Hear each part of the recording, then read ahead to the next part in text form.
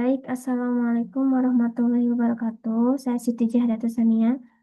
Saya di sini akan mempresentasikan proyek Big Data saya yang berjudul Implementasi Algoritma K-means untuk clustering judul majalah dalam skala mikro Big Data. Big Data.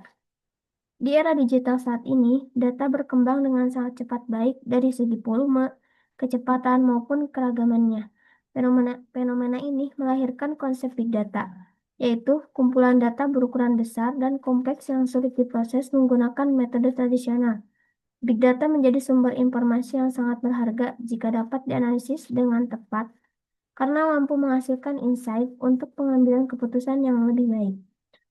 Untuk mengelola dan menganalisis big data, dibutuhkan pendekatan khusus seperti algoritma machine learning dan sistem komputasi terdistribusi. Salah satu metode yang banyak digunakan adalah clustering, yang berguna untuk mengelompokkan data berdasarkan kemiripan tertentu. Dalam konteks proyek ini, pendekatan tersebut diaplikasikan pada pengelompokan judul majalah untuk menggambarkan penerapan big data dalam skala mikro atau dalam skala kecil mikro. Kenapa perlu clustering pada judul majalah? Judul majalah merupakan representasi singkat dari isi konten yang sangat beragam, mulai dari kesehatan, teknologi, fashion, hingga bisnis. Karena sifat yang beragam dan tidak terstruktur, maka sulit untuk langsung memahami pola atau tema yang terkandung tanpa proses analisis.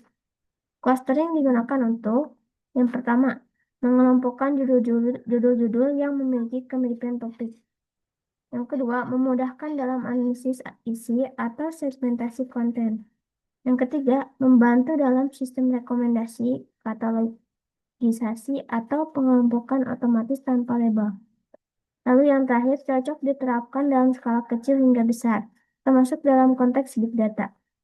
Dengan teknik clustering seperti K-means, kita bisa mengelompokkan judul majalah secara otomatis berdasarkan kata kunci atau kemiripan konteksnya, sehingga proses pengolahan data jadi lebih efisien. Lalu, tujuan proyek.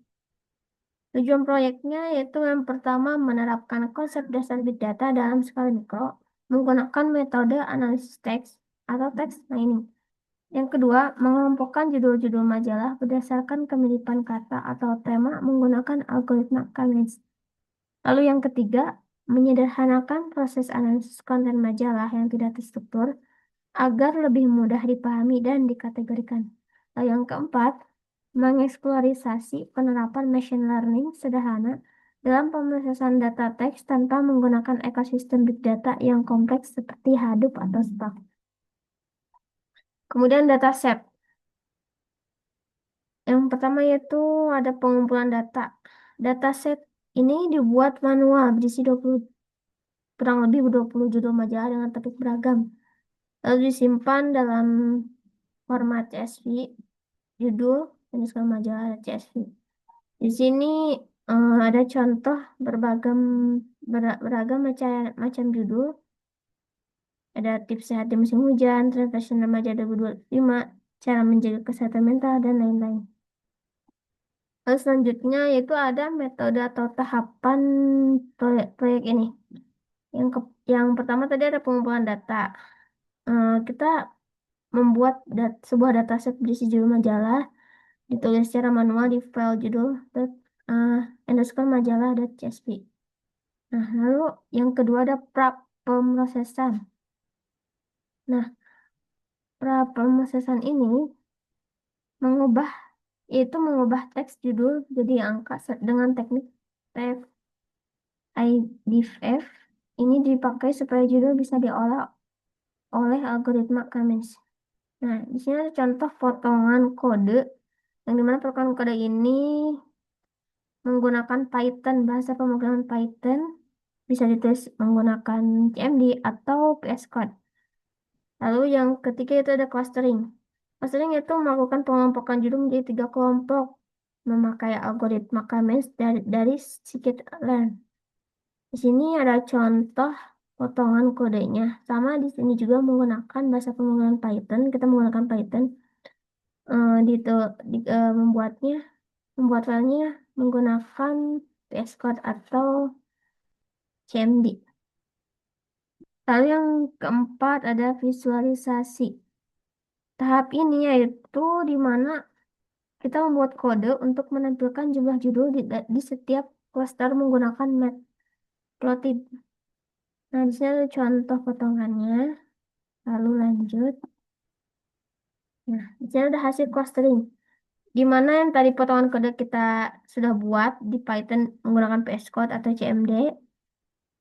Jika sudah dijalankan, programnya akan muncul tabel hasil clustering.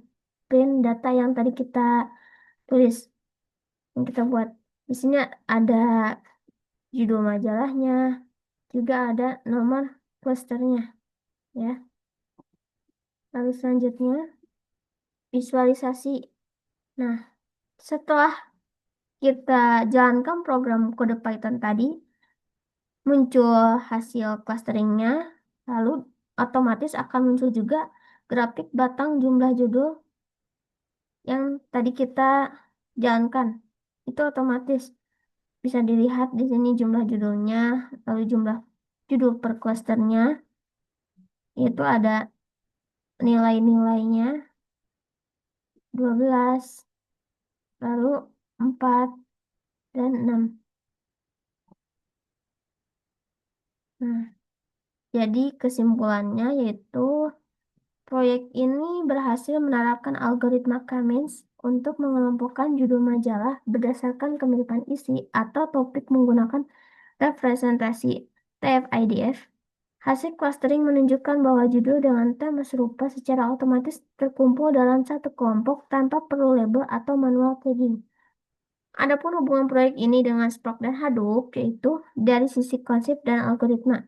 Algoritma Cummins dan metode TF-IDF yang digunakan dalam proyek ini juga tersedia di Apache Spark dan biasa digunakan dalam skala data besar.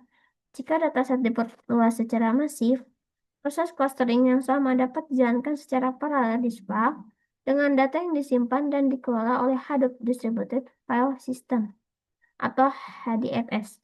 Dengan demikian, proyek ini dapat dianggap sebagai miniatur implementasi big data yang bisa dikembangkan lebih lanjut untuk kebutuhan industri yang lebih kompleks dan berskala besar. Terima kasih ini untuk PPT-nya. Lalu saya akan praktikkan proses visualisasi datanya. Kita ke VS Code. Di sini saya menggunakan VS Code. Lalu kita jalankan.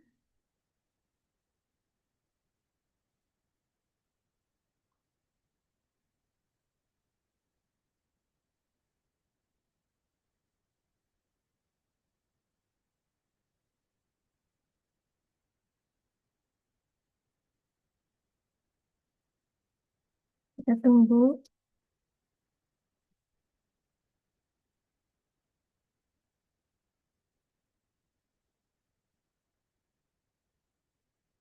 Nah, di sini muncul. Nah, di sini muncul di mana hasil clusteringnya. Terdapat judul cluster, lalu nomor clusternya juga. Nah, di sini juga otomatis akan muncul grafik hasil visualisasi clusteringnya. Bisa kita lihat, kita bisa dikonfigurasi antara left-nya, bottom. Kita bisa aplikasikan sesuai kemauan kita. Right, top, right, size, dan space. Kita bisa atur sendiri. Lalu reset.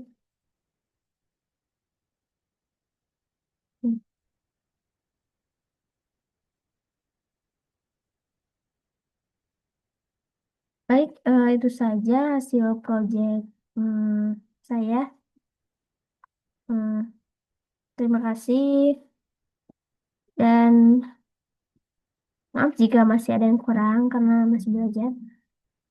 Sekian dari saya. Wassalamualaikum warahmatullahi wabarakatuh.